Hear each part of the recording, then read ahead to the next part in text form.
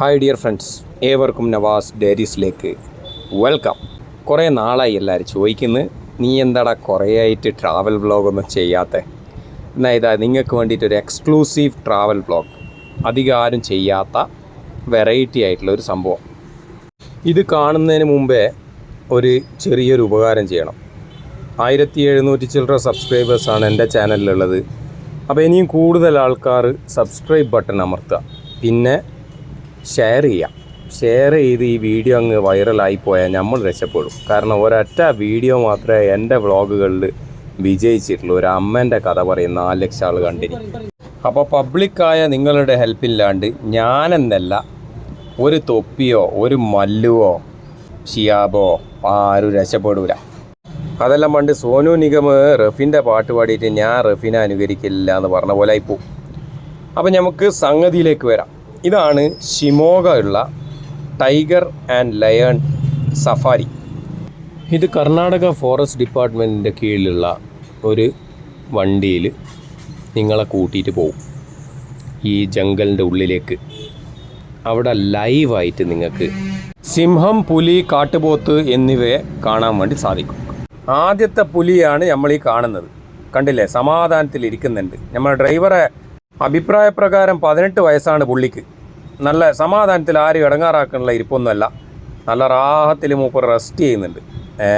ഇതാണ് ആദ്യത്തെ കാഴ്ച.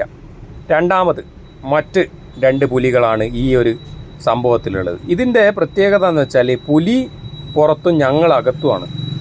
സാധാരണഗതിയിൽ പുലി അകത്തും ഞങ്ങൾ പുറത്തുമല്ല ഉണ്ടാവാറ്. ഇവിടെ നേരെ വിപരീതമാണ് കാര്യങ്ങൾ. അപ്പോൾ അതിങ്ങനെ അങ്ങോട്ടും ഇങ്ങോട്ടും നടക്കുന്നുണ്ട്. ഇനി അടുത്ത 3ാമത്തെ സംഭവത്തിനെയാണ് നമ്മൾ കാണുന്നത്. ഇതാണ് 3ാമത്തെ പുലി. റോഡിൻ്റെ മേലയിൽ ഇരുന്നിട്ടുള്ളതാണ് സംഭവം. ഇതും ഏകദേശം ഒരു 18-19 വയസ്സിന് മുകളിലുള്ളതാണ്. കണ്ട, അടുത്ത് വരുന്നത് നമ്മുടെ വാനിലുള്ള അധികം ആളും കൂക്കിയും കുലുമാലുമായിരുന്നു ഈ സമയത്ത്. പൊതുവേ ഞാനവിടെ ശ്രദ്ധിച്ചാൽ അപകടകാരികളായ പുലികളോ സിംഹങ്ങളോ കണ്ടിട്ടില്ല. എങ്കിൽ ഞാൻ പുറത്തു നിന്ന് കിട്ടിയ വിവരം, ഒരു 5-8 കൊല്ലം മുമ്പേ ഒരു പുലി അവിടുത്തെ ഒരു ജോലിക്കാരനെ മൃഗീയമായി കൊലപ്പെടുത്തി എന്നുള്ള കേസാണ്. അന്ന് ഇത്രയും സേഫ്റ്റി ഇല്ലായിരുന്നു. ഇപ്പോൾ ഓരോരോ സംഭവത്തിനെയും ഓരോരോ സെക്ഷനാക്കി മാറ്റിയിട്ടുണ്ട്. പുലികൾക്ക് വേറെ, സിംഹത്തിന് വേറെ, കാട്ടുപോത്തിന് വേറെ. അതിലേക്ക് പ്രവേശിക്കുമ്പോഴുള്ള കവാടങ്ങളും വളരെ സേഫ്റ്റി ആയിട്ടാണുള്ളത്. ഒരു കൂട് തുറന്നെങ്കിൽ മാത്രമേ വണ്ടിക്ക് അകത്ത് പോകാൻ പറ്റുള്ളൂ. അങ്ങനെയുള്ള കുറച്ച് സിസ്റ്റംസ് ആക്കിയിട്ടുണ്ട്. ഇത് കണ്ടില്ലേ, ഇതാണ് ഭയങ്കര സംഭവമാണ് കേട്ടോ. സിംഹം നമ്മളെ വണ്ടീൻ്റെ തൊട്ടടുത്തായിട്ട് കിടക്കുന്ന ഒരു ദൃശ്യം. എവിടെയാണ് ഇങ്ങനത്തെ കാഴ്ചകൾ കാണാൻ പറ്റുക? നിങ്ങൾക്ക് ഒരു സ്ഥലത്തും ഇല്ല. ഒരു കൂട്ടിൻ്റെ അപ്പുറം അല്ലാണ്ട് നിങ്ങൾക്ക് നിങ്ങളെ വാനിൻ്റെ അടുത്ത് സിംഹങ്ങൾ വരുന്ന ഏതെങ്കിലും ഒരു കാഴ്ച ഏതെങ്കിലും ഒരു സൂല് കണ്ടിട്ടുണ്ടെങ്കിൽ നിങ്ങൾ അടിയിൽ മെസ്സേജിൽ എഴുതണം കേട്ടോ. ഞാൻ ആദ്യമായിട്ടാണ് എൻ്റെ ലൈഫിൽ കാണുന്നത് ഇങ്ങനെ. പക്ഷേ ഞാൻ പറഞ്ഞില്ലേ, ആരെയും ഉപദ്രവിക്കാത്ത കുറച്ച് സാധനങ്ങൾ, അതാണ് ഇവിടുത്തെ പ്രത്യേകത. ഡ്രൈവറും വളരെ കൂളായിട്ടാണ്, ഫുള്ള് ബന്ദോബസ്താക്കിയ വണ്ടികളിലാണ് നിങ്ങളെ കൊണ്ടുപോകുന്നത്. അതുകൊണ്ട് തന്നെ ആർക്കും അങ്ങനെ ഒരു വലിയ പേടിയോ കാര്യങ്ങളോ ഒന്നുമില്ല. കുട്ടികളൊക്കെ വളരെ സന്തോഷത്തോടെയാണ് പുറത്ത് കാഴ്ചകൾ കാണുന്നത്.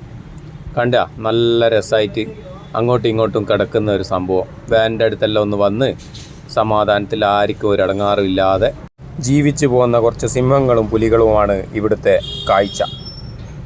അങ്ങനെ അതും കഴിഞ്ഞ് ഞങ്ങൾ ഇവിടുന്ന് യാത്രയായി. കുറച്ച് മുമ്പോട്ടേക്കുള്ള ഒരു സഞ്ചാരം, കാടും കാട്ടിലെ മരങ്ങളൊക്കെ ആസ്വദിച്ചുകൊണ്ട് കുറച്ച് നാച്ചുറൽ പൊല്യൂഷൻ ലെസ് സ്ഥലങ്ങളിലോട്ടുള്ള ഒരു യാത്ര. നല്ല സുഖമായിരുന്നു, വേറെ ടെൻഷനൊന്നും എടുത്തിട്ടില്ല. അടുത്ത ഡെസ്റ്റിനേഷൻ കാട്ടുപോത്ത് എന്ന് പറഞ്ഞാലും അതുപോലെ തന്നെ വലിയ അത്ര ഭീമാകാരമായ പോത്തുകളൊന്നും കാണാൻ നമുക്ക് കിട്ടിയിട്ടില്ല. അതിൽ വലിയതെന്ന് പറയാൻ മാത്രം 1-2 ഉണ്ടായിട്ടുള്ളൂ. ബാക്കിയെല്ലാം ഒരു മീഡിയം സൈസിലുള്ള പോത്തുകളാണ് നമുക്ക് കാണാൻ വേണ്ടി സാധിച്ചത്. ഇതാണ് അതിൻ്റെ ഒരു കൂട്ടം. അങ്ങനെ 2-3 ജീവികളെ ഇതിൻ്റെ അകത്ത് നിന്ന് നമുക്ക് കാണാൻ കഴിഞ്ഞ്. അതുപോലെ തന്നെ കുറച്ച് കുരങ്ങുകളും മയിൽ, അങ്ങനെയുള്ള സംഭവങ്ങളെല്ലാം മോശമില്ലാത്ത രീതിയിലുണ്ടായിരുന്നു. അതുപോലെ തന്നെ മാനുകളുടെ ഒരു വലിയൊരു കൂട്ടം തന്നെ നമുക്ക് സ്റ്റാർട്ടിങ്ങിൽ കിട്ടുന്നുണ്ട്. അതും വളരെ കുട്ടികൾക്കെല്ലാം നല്ല ആനന്ദകരമായ കാര്യങ്ങളാണ്. ഇത്രയും ദൂരം ഒരു അരമണിക്കൂർ 3/4 മണിക്കൂറിൻ്റെ അകത്ത് അവർ നമുക്ക് കാണിച്ചു തന്നു. 200 രൂപയാണ് ഒരാൾക്കുള്ള ടിക്കറ്റ്. അഡൽട്ട്സിന് 200ഉം കുട്ടികൾക്ക് 100ഉം. എന്തുകൊണ്ടും ആ ഒരു പൈസ വർത്താണ് എന്നതാണ് ഈ ഒരു സഫാരി കൊണ്ട് എനിക്ക് മനസ്സിലായത്. അതുപോലെ തന്നെ മറ്റൊരു ഭാഗത്ത് ആ സഫാരി കഴിഞ്ഞ പാട് നിങ്ങൾക്ക് കിട്ടുന്ന ഒരു സൂ ആണ്.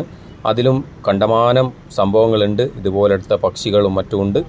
ഇനിയും കൂടുതൽ നല്ല നല്ല കാഴ്ചകളുമായി നവാസ് ഡയറീസ് എത്തുന്നതാണ്. അതുവരേക്കും എല്ലാവർക്കും ലാൽ സലാം, വണക്കം, നമസ്കാരം. എന്ത് സംശയം ഉണ്ടെങ്കിലും നിങ്ങൾക്ക് DM-ൽ വന്ന് ചോദിക്കാവുന്നതാണ്. അതിനുള്ള ആൻസർ അതാത് സമയങ്ങളിൽ തിരിച്ചു കിട്ടുന്നതാണ്. ആദ്യം പറഞ്ഞതുപോലെ തന്നെ എല്ലാവരും സബ്സ്ക്രൈബ് ചെയ്യുക, ഷെയർ ചെയ്യുക, സഹായിക്കുക. Okay, till then bye bye. Nawaz diaries signing of.